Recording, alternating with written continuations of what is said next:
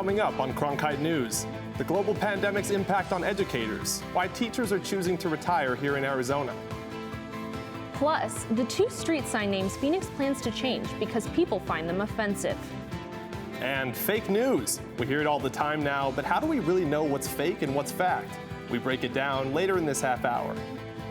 Cronkite News starts now. Good evening and welcome to Cronkite News on Arizona PBS. I'm Megan Marples. And I'm Harry Croden. Thank you for joining us. The coronavirus crisis is getting worse by the day in the U.S., and the rising COVID-19 rates are troubling many experts. Some say the next few weeks will be the worst we've seen during the entire pandemic. In 14 states right now, the test positivity rate is so high, it tells us the spread is out of control. The past month, the national average of number of new cases per day shot up 40%, but there's a silver lining of sorts. The death rate per case has declined. However, we still do not fully understand the long-term impacts of this virus on the millions who survive it, like fatigue, difficulty concentrating, and lung issues. Some studies show the virus can attack blood vessels and damage the heart, potentially leading to death in the near future. The pandemic is one reason teachers say they're leaving their jobs. Some are quitting and others are taking retirement. Reporter Faith Abercrombie talked to one former teacher about her reasons for leaving the workforce. According to the Arizona School Personnel Administrators Association's annual teacher survey, of the 750 teachers that have left the classroom, 326 cited COVID-19 as primary reason. I spoke with one recently retired teacher who says she feels blessed to have been able to leave the classroom when she did. Aloha! Thanks for coming by. Twyla Pricing taught for 36 years before retiring. You just have to make peace with it. And, I never got to say really goodbye to my colleagues. And, all of that was very sad. She had always planned to retire last May. Love you guys! And felt even more confident in her decision after online instruction began. You always have those last minute doubts. Should I stay? Should I go? But when we went online for instruction during that last quarter of 2020, you lost the opportunity to be with the kids every day. So it was more load up the material. If the kids had a question, they would email you. And I knew that that is not the way I wanted to teach. In the ASPAA's annual teacher survey, more than 40% of teachers cited COVID-19 as their primary reason for resigning or retiring. This is the sixth straight year in a row that the Arizona School Personnel Association has put out a survey that's shown a growing number of teachers leaving the profession. This year, of course, with COVID-19 and the pandemic, that's thrown an extra wrinkle to the ongoing teacher shortage. Even though COVID-19 is a contributing reason for teachers leaving their profession, the ASPAA says it all comes back to funding. Arizona's bottom 5 in education funding has been for years. Despite the teacher raises in a 3-year period, which was the biggest raises I've seen in probably forever, we're still in the bottom 5 in teacher pay. That just tells you how far below we were compared to other states. Pricing planned her retirement before the pandemic, and she describes the timing as a blessing. Bye. It is sad to see what's happening to the profession, but so many of my colleagues have called me just to tell me, and every conversation begins with, you were so lucky to be able to retire. I mean, I always tell them, I say, no, that's not luck, that's blessed. So if you want to tell me that I was blessed to be able to retire, I'll agree with you. But to not have that final goodbye with the kids, that was terrible. As of August, there were about 1,728 teacher vacancies in Arizona. With this being the 6th year of a teacher shortage in the state, there's about 3,079 individuals in educator positions not meeting the standard teaching requirements. In the Broadcast Center, Faith Abercrombie, Cronkite News. For the first time since March, the number of airline passengers who went through security in a single day across the U.S. topped 1 million. The milestone shows people are starting to travel again. According to the Transportation Security Administration, the million-plus passengers who went through security on Sunday compares with 2.6 million on the same day last year. That's roughly 60% fewer. TSA officials say the 6.1 million passengers at U.S. checkpoints during the week of October 12th through the 18th was the greatest amount measured since the beginning of the pandemic. It's unknown whether the trend will continue, with COVID cases rising in the Midwest and other parts of the country right now. If the 2020 presidential campaign is a marathon, President Trump and former Vice President Joe Biden are starting the 26 mile.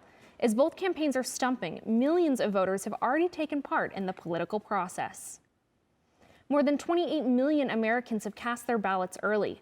Over the next 14 days, voters will decide whether they support 4 more years with the Trump administration or start a new era with a Biden White House. Trump and Biden are scheduled to debate for the second and final time this Thursday. The Commission on the Presidential Debates announced microphones will be muted to prevent interruptions. Maricopa County started counting early and mail-in voter ballots today. Here's video of ballots being processed at the Maricopa County Recorder's Office earlier this afternoon. According to state election officials, there are more than 645,000 ballots ready for tabulation. Unofficial results will be released at 8 p.m. on election night. After Election Day, the county will post unofficial election results every night at 7, along with an estimated number of ballots left to count. Right now, Democratic presidential nominee Joe Biden is leading President Donald Trump by 9 points. That's according to a national poll by the New York Times and Siena College. With nearly 1/3 of likely voters having already cast their ballots, the poll shows Biden leading Trump 50% to 41%. It also shows 38% of Democrats have already voted, 34% of independents, and only 20% of Republicans have cast their early ballots. Meanwhile, negotiators on Capitol Hill are facing a fast-approaching deadline to reach an agreement on a new stimulus package. House Speaker Nancy Pelosi has set a deadline today for reaching a coronavirus relief deal with Treasury Secretary Steven Mnuchin. While the president has supported the idea of a larger stimulus package, many Republicans are concerned about the growing size of the deficit. There's a skepticism that even if an agreement is reached with the Speaker of the House, the measure will face stiff opposition in the Senate. House Democrats favor a $1.8 trillion spending proposal, while the one backed by Senate Republicans is $500 billion. Democrats would need 13 Republican senators to join them to get a larger package approved, which may be unlikely. Skeptics say there are still a number of key sticking points and time is running out. Back here in Arizona, the city of Phoenix announced plans to rename 2 local streets that some people find offensive. Cronkite News reporter Melissa Zarimba has the latest on what direction the city is planning to take. Robert E. Lee Street and Squaw Peak Drive are 2 streets the city wants to rename. The Phoenix City Council voted unanimously to go forward with renaming them due to the names being derogatory and offensive. But not everyone is on board. Are we going to rewrite history now, or are we just going to erase all of history?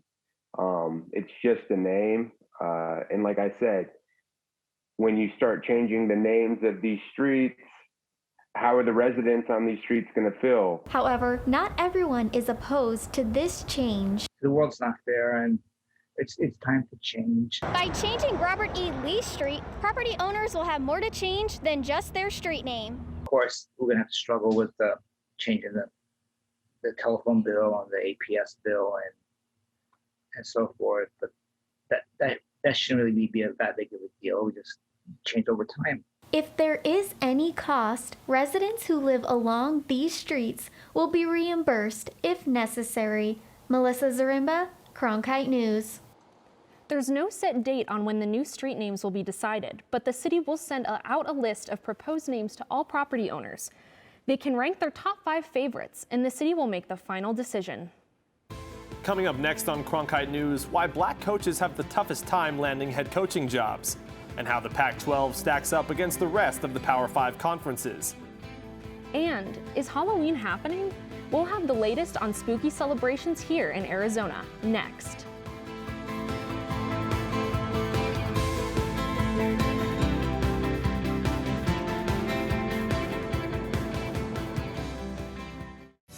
Ready to watch the best of PBS anytime, anywhere, on nearly any device? It's easy with the free Pbs Video App. Simply download the Pbs Video App on your mobile or streaming device.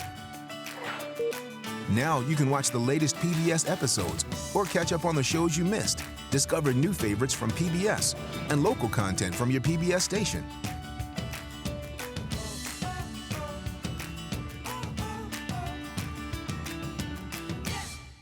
Hey, I'm Rick Steves. You know, I don't go anywhere without my passport. Thanks to PBS Passport, you can watch all my travel specials. This exclusive streaming service is just for our members. Not only can you see all my shows, but you can see thousands of hours of your favorite public television shows. Become a member today. Here we go. Lights up. Whoa. As artists, we conduct our educations in public. You can never know whether it's going to be a success. One just has to risk it. It's you and the work and the place. It's a very particular relationship. Here's our lens. Tell us what you think. Friday night at 9 on Arizona PBS. Every day I wake up, my first thought is, how can I serve this community? The biggest hurdle was not taking PTSD personally. Would you welcome, please, the amazing. Everybody that watches this, they say that I am the greatest that they've ever seen.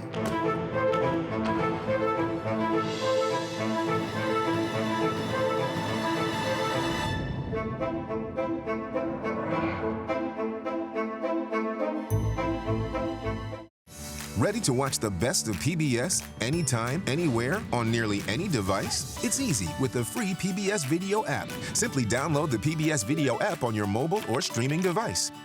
Now you can watch the latest PBS episodes or catch up on the shows you missed. And when you support your local station, you can get PBS Passport, giving you access to more episodes, more specials, more of what you love.